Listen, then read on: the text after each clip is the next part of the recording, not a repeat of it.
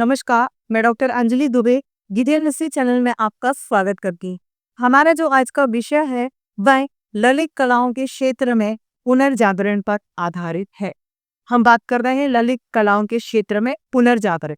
Europe के साहित्यकारों और विद्वानों के समान कला मर्मज्ञों और शिल्पकारों ने भी यूनान और रोम की प्राचीन ललित कलाओं से प्रेरणा प्राप्त करके ललित कलाओं के क्षेत्र में नवी प्रवृत्तियां प्रारंभ की और नए आदर्श भी स्थापित किए।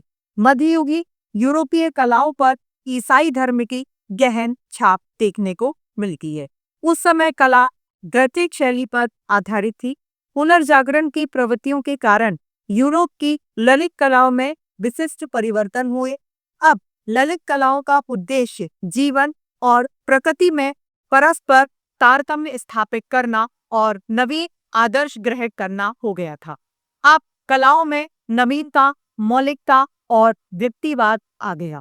ललित कलाएं मध्ययुगीन धार्मिक बंधनों से मुक्त हो गई और कलाकारों की अभिरुचि कला के सौंदर्य प्रदर्शन में हो गई थी। इस युग की विभिन्न ललित कलाओं स्थापत्य कला, मूर्ति कला, चित्रकला, संगीत आदि का हम विवेचन करें जो इस प्रकार है। तो सबसे पहले हम बात करेंगे स्थापत्य कला पर। भवन निर्माण कला की मध्ययुगीन गाथिक शैली अब हेय समझी जाने लगी और अब प्राचीन यूनानी और रोमन कला की ओर प्रेरणा के लिए शिल्पी जो थे वह आकृष्ट हुए। उन्होंने अब एक नवीन शैली का सृजन किया। इसमें यूनानी, रोमन और अरबी शैलियों का समन्वय किया गया। पुनर्जागरण की स्थापत्य कला विभिन्न लक्षणों व तत्वों की समाष्टि थी। यह व्यक्तिवादी थी और इसमें मौलिकता और नवीनता भी देखने को मिलती है। इसमें आकृति, स्वरूप, सजावट और गोल मेहराबों पर विशेष रूप से बल दिया गया था। इस नवीन स्थापत्य कला शैली का प्रारंभ इटली में फ्लोरेंस नगर में हुआ था। बाद में अन्य देशों में भी इसका प्रसार और विकास हुआ। फ्लोरेंस में इस नवीन स्थापत्य कला शैली का प्रवर्तक फिलिप बुरलस्की था और इस शैली में सुंदर गोल मेहराबों, कलापूर्ण स्तंभों और गुंबदों की प्रधानता थी। इसमें अलंकृत स्वरूप, सूक्ष्मता के सौंदर्य और अनुपातिक एकता की विशिष्टता भी पाई जाती है। इस कला का श्रेष्ठ उदाहरण रोम में निर्मित सेंट पीटर चर्च है। इसका भव्य गोल गुंबद विशेष रूप से प्रशंसनीय है। इस स्थापत्य कला के विकास में इटली के राफेल, माइकल एंजेलो और पलादियो ने विशेष योगदान दिया। फ्लोरेंस के समान इटली के दूसरे प्रसिद्ध वेनिस में भी इस नवी स्थापत्य कला के विकास वहां के भवनों का निर्माण हुआ। पुनर्जागरण से प्रभावित इस नवीन स्थापत्य कला शैली का प्रचार प्रसार पश्चिमी यूरोप के देशों में भी हुआ। फ्रांस में वहां के शासक फ्रांसिस प्रथम और स्पेन के शासक फिलिप द्वितीय इस नवीन स्थापत्य कला शैली के उदार संरक्षक रहे। नीदरलैंड और जर्मनी में भी इस शैली का प्रचार हुआ। इंग्लैंड में इस शैली का प्रचार 17वीं सदी में हुआ। फ्रांस में पेरिस का लूबे राजमहल, स्पेन का स्पोरियर राजप्रसाद और लंदन का सेंट पॉल गिरजाघर इस नवीन स्थापत्य कला शैली का उदाहरण माना जाता है। इसके बाद हम बात करेंगे मूर्ति कला पर। स्थापत्य कला के साथ साथ पुनर्जागरण के युग में मूर्ति कला का प्रारंभ और विकास फ्लोरेंस नगर में हुआ और वहां से इसका प्रसार अन्य नगरों और पश्चिमी यूरोप के देशों में भी हुआ। यूनानी और रोमन मूर्ति कला से प्रेरणा ग्रहण कर उसके विशिष्ट लक्षणों और स्वरूप को नवीन शैली में समन्वित किया गया। मूर्ति में शौर्य और सौंदर्य के साथ करुणा की अभिव्यक्ति की गई। इस नवीन मूर्ति कला में ईसा मसीह, वर्जिन मैरी की सुंदर आकर्षक मूर्तियों के अतिरिक्त प्रमुख व्यक्तियों की मूर्तियां भी बनाई गई। अन्य कलाओं की भांति मूर्ति कला भी धार्मिक प्रतिबंधों से मुक्त हो गई और इसमें जीवन के विभिन्न क्रियाकलाप जो थे उनको भी अभिव्यक्त किया गया। इस नवीन मूर्ति कला का पथ प्रदर्शक लोरेंस गिबेती था और उसकी कला शैली से अनुप्रमाणित होकर दोनों टोल्लो रेबेस और माइकल एंजेलो तथा लियोनार्दो दा विंची ने मूर्तिकला को उन्नति के शिखर पर पहुंचाया। गिवेर्टी ने फ्लोरेंस नगर के भव्य गिरजाघर के लिए विशाल कांसे के दरवाजों पर बाइबल में प्राचीन टेस्टामेंट में वर्णित घटनाओं का सुंदर अंकन भी किया है। दोनों तोलों ने वेनिस नगर में संत मार्क की विशाल श्रेष्ठ मूर्ति बनाई। उसने पुरुषों और बालकों की भी सुंदर आकर्षक मूर्तियां बनाई की। इसके मस्तक के स्वरूप और सौंदर्य विशेष उल्लेखनीय है। माइकल एंजेलो भी मूर्ति कला के क्षेत्र में प्रसिद्ध था और उसकी कलाकृतियां सौंदर्य, आदर्श और यथार्थ का मधुर समन्वय है। रोम में स्थित मोसेस और फ्लोरेंस में मेडिनी के गिरजाघरों की मूर्तियां इस कलाकार की श्रेष्ठ कलाकृतियां हैं।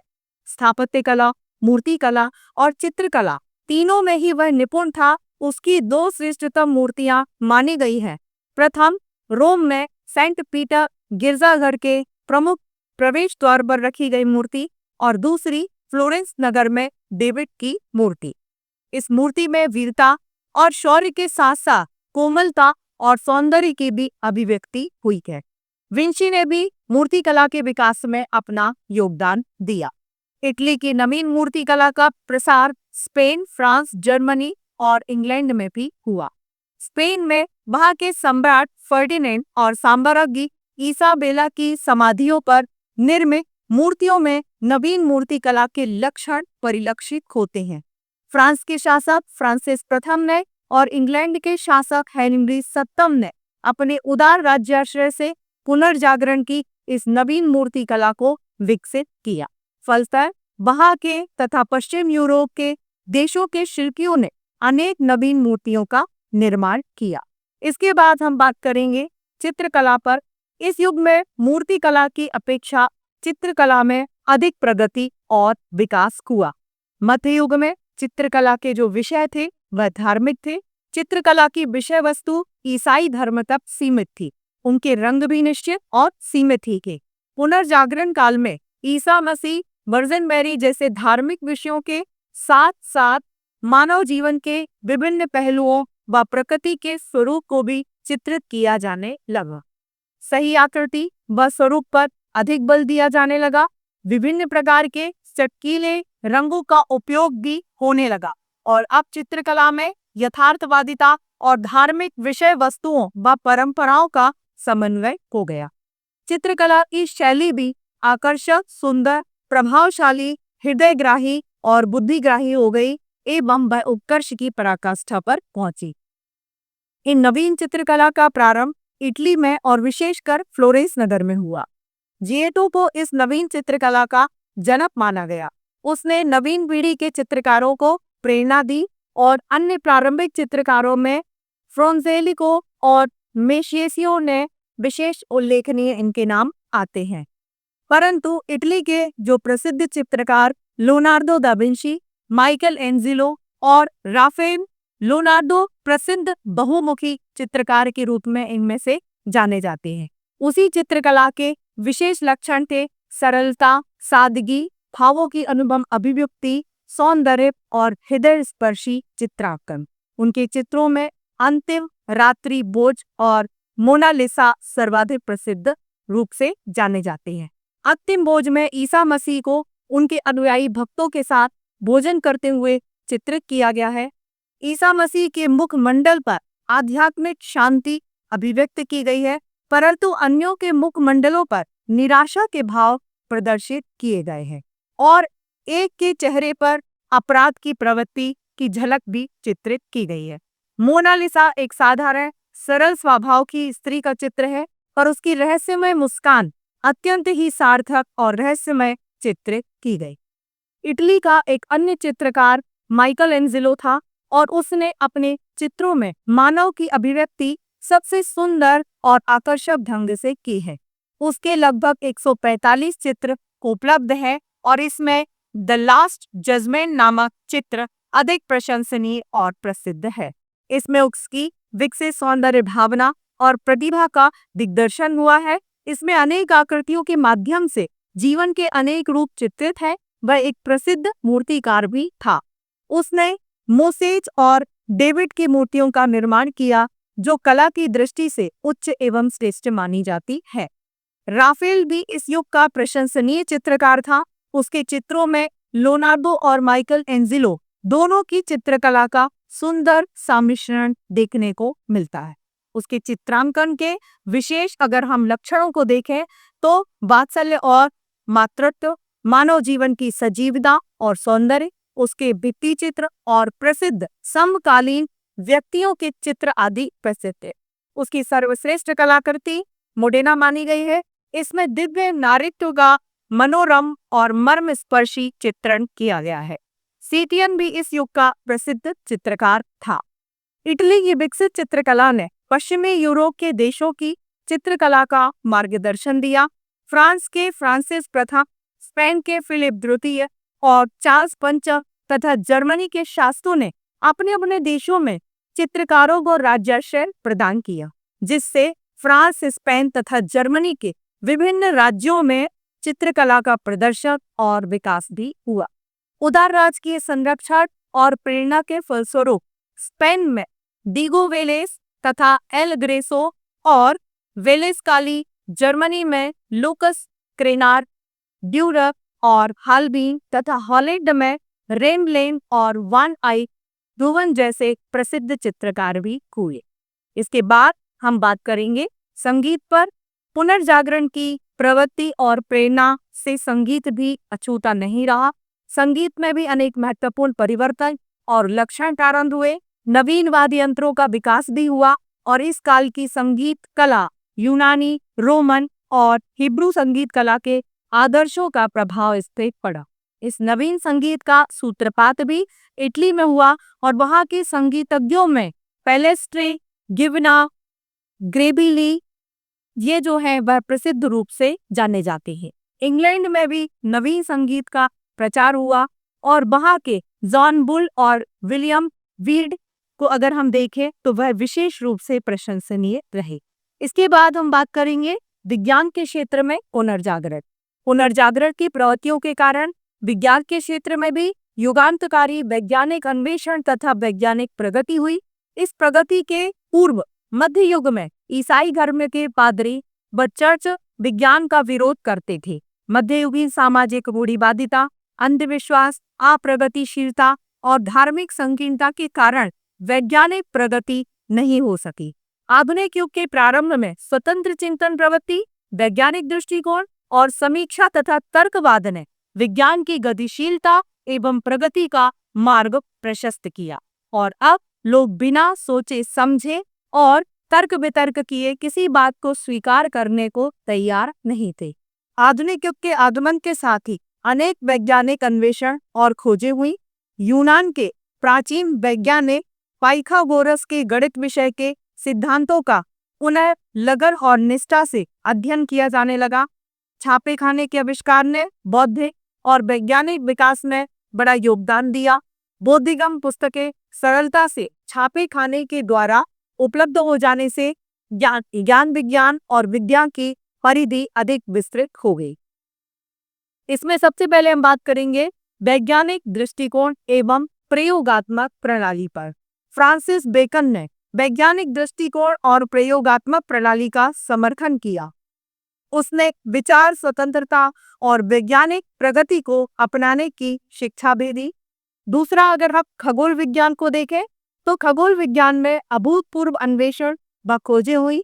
दूसरी सदी के खगोल शास्त्री टॉलमी का सिद्धांत था कि पृथ्वी विश्व के केंद्र में स्थित है और सूर्य व अन्य ग्रह पृथ्वी के चारों ओर परिक्रमा करते हैं। परंतु आधुनिक युग के प्रारंभ में पोलैंड के वैज्ञानिक कोपरनिकस ने टॉलमी के सिद्धांत को अमान्य कर यह सिद्धांत खोज प्रतिपादित किया कि पृथ्वी एक उपग्रह है और वह सूर्य के चारों ओर घूमती है। इसे ऋतुएं और दिन रात होते हैं। पोप और ईसाई धर्म के पादरियों ने इसका घोर विरोध किया क्योंकि यह बाइबल के मत के विरुद्ध था। जब इटली के एक वैज्ञानिक जाइडिनो ब्रूनो ने कोपरनिकस के सिद्धांतों की पुष्टि की, तब रोम के ईसाई धर्म के अधिकारियों ने उसे नास्तिक कह करके जिंदा जला दिया। इसके कुछ वर्षों के बाद जर्मनी के जॉन केपलर ने गणित के सिद्धांतों के आधार पर कोपरनिकस के सिद्धांतों की पुष्टि की और इस मत का समर्थन किया कि पृथ्वी सूर्य के चतुर्दिक वर्तुल्य पथ में नहीं अपितु दीर्घवृत्तीय पथ में घूमती है। इटली के प्रसिद्ध वैज्ञानिक गैलीलियो ने स्वयं दूरबीन बना करके सूर्य, तारों और अन्य ग्रहों को देखा और कोपरनिकस के सिद्धांत को मान्यता प्रदान की। इसके अतिरिक्त उसने इस सिद्धांत को भी समझाया कि अलग अलग भार की वस्तुएं भी ऊपर से समान वेग से नीचे गिरती हैं। इससे उसने यह सिद्ध किया कि गिरते हुए पिंडों की गति उनके भार पर नहीं अपितु दूरी पर आधारित होती है जहां से वे गिरती हैं। इंग्लैंड के न्यूटन ने पृथ्वी के गुरुत्वाकर्षण के सिद्धांत का प्रतिपादन किया और उसने ये प्रमाणित किया कि प्रत्येक वस्तु पृथ्वी की आकर्षण शक्ति के कारण ऊपर से उसकी ओर खिंचती है। जर्मनी के एक खगोल शास्त्री केपलर ने इस सिद्धांत का प्रतिपादन किया कि पृथ्वी के चारों ओर निश्चित दिशा में तारे घूमते हैं। इसके बाद हम बात करेंगे गणित पर। देकार्ते नामक एक फ्रांसीसी वैज्ञानिक ने ज्यामिति में बीजगणित के उपयोग खोज निकालने को। स्टेबिन ने दशमलव प्रणाली और नेपियर ने प्रतिफल पर महत्वपूर्ण खोजें की। इसके बाद हम देखेंगे रसायन शास्त्र और भौतिक विज्ञान। तो सेल्सियस, हेल्महोल्ट्ज आदि ने अपने प्रयोगों और खोजों से विशेष योगदान प्रदान किया। हेल्महोल्ट्ज ने कार्बन डाइऑक्साइड नामक गैस की खोज की। भौतिक शास्त्र में गैलीलियो ने पेंडुलम के नियमों की खोज की जिसके आधार पर आधुनिक घड़ियों का निर्माण हुआ। उसने वायु मापन यंत्र का निर्माण भी किया। इसके बाद चिकित्सा विज्ञान पर अगर बात करें तो चिकित्सा शास्त्र में भी विशेष प्रगति हुई। नीदरलैंड के एडियन वेसालियस ने चिकित्सा शास्त्र में नवीन खोजें करी थी। उसने मानव शरीर के स्वरूप और बनावट पर एक structure of the human body नामक ग्रंथ की रचना की और इसमें शरीर के विभिन्न अंग प्रत्यंगों का विस्तृत रूप से विवेचन भी किया। इसने औषधि और शल्य चिकित्सा का भी गहन अध्ययन किया तथा अपने ग्रंथ में शल्य चिकित्सा पर आवश्यक बल भी दिया। इंग्लैंड के विलियम हार्वे ने पशुओं के शरीर की रचना का गहन अध्ययन करके यह प्रमाणित किया कि मानव शरीर में रक्त प्रवाह होता है। Structure of the human body मानव शरीर की संरचना में प्रतिपादित सिद्धांतों और रक्त प्रवाह के सिद्धांतों ने चिकित्सा विज्ञान के विकास में एक बहुत बड़ा योगदान दिया। इसके बाद हम बात करेंगे धातु विज्ञान पर। पूंजीवाद के विकास के परिणाम स्वरूप बड़े पैमाने पर खनिज पदार्थों का उपयोग होने लगा और धातु विज्ञान का विकास भी हुआ। बारूद के आविष्कार को अगर हम देखें तो बारूद के आविष्कार और उपयोग के कारण बंदूकें और तोपें बनने लगी। इससे युद्ध प्रणाली में आमूल परिवर्तन हो गया। सामंतों और उनके दुर्गों की शक्ति क्षीण हो गई। राजाओं की नवीन सैन्य शक्ति, नवीन अस्त्र शस्त्र में वृद्धि हुई एवं केंद्रीय सार्वभौम राष्ट्रीय सरकारें स्थापित हो गई। मैं आशा करती हूँ कि आज के इस वीडियो के माध्यम से आपको ललित कलाओं के क्षेत्र में पुनर्जागरण क्या था यह बहुत अच्छे से समझ में आ गया होगा। धन्यवाद। आज का वीडियो जिन संदर्भ ग्रंथों पर आधारित है वे आपकी स्क्रीन पर हैं। आप उन्हें देख सकते हैं और इनका अध्ययन कर सकते हैं। यदि आपको ये वीडियो अच्छा लगा और भविष्य में आप भारतीय एवं विश्व इतिहास को क्रमबद्ध रूप से जानना चाहते हैं तो आप इस चैनल को लाइक करें और सब्सक्राइब का बटन दबाएं। आपके सुझाव सदैव आमंत्रित रहेंगे। साथियों, इस चैनल का उद्देश्य किसी भी रूप में व्यवसाय बिल्कुल भी नहीं है। इस चैनल के द्वारा संपूर्ण इतिहास का ज्ञान पूर्णतः निःशुल्क प्रस्तुत किया जाएगा। धन्यवाद।